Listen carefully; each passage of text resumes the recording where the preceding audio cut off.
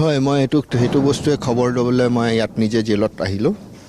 মানে Baithalangso PS cash number 94/22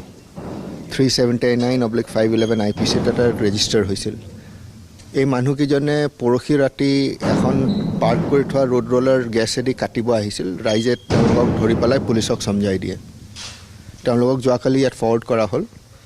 চাৰিজন আছিল দীপেন্দ্ৰ ফাংচো বিক্ৰম সিং সেনাৰ ৰাজু টেৰন আৰু পুতুকন ৰয় তাৰে যোনজন দীপেন্দ্ৰ সিং ফাংচো আছিল দীপেন্দ্ৰ ফাংচো তেওঁ ৰাতি ইয়াত বোলে বিছনা চিছনা পাৰি আঠুৱা লগাই শুব ওলাওঁতে ক'লে যে মাথাৰ বিষৰ কমপ্লেইন কৰিলে মাথাৰ বিষৰ কমপ্লেইন কৰি পেলাই অলপ যেতিয়া বেছি বেয়া হ'ল তেওঁলোকে মাতি পেলাই তেওঁক চিভিল হস্পিটেলত এডমিট কৰিলে হামৰেন চিভিল হস্পিটেলত তাত ৰাতিপুৱা তেওঁ 4টা বজাত ঢুকাই থাকিলে সেইখিনিয়ে একো নাই একো ফাউল প্লে নাই মই তাৰ বাকী লগত অনা যোনকেইজন আহিছিল তেওঁলোককো মই সুধিলোঁ তেওঁলোকক কৈছে যে একোৱে হোৱা নাই সি নিজে কমপ্লেইন কৰিছে তেওঁলোকৰ আচৰিত হৈছে যে কেনেকৈ ঢুকালে কাৰণ ধুনীয়াকৈ কথা পাতি আছিল আহাৰ লগে তাৰপিছত হঠাৎ মাথাৰ বিষ কৰা বুলি কৈ পেলাই তাৰপিছত ঢুকাই থাকিলে এতিয়া PM কৰিছে ইনকুৱেষ্ট কৰিছে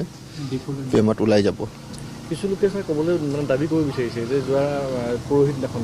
থানাত আগতে মাৰধৰ কৰিছিলে নাই থানাত মাৰধৰ কৰা এবছলুটলি মানা আছে নামাৰেও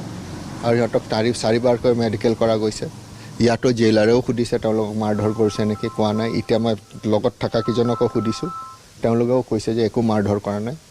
ৰাইজে ধৰি দিছে বস্তুখিনি যেহেতু পালোৱে সব ৰিকভাৰী কৰিলোঁ তাহাঁতক মাৰধৰ কৰা প্ৰশ্নই নুঠে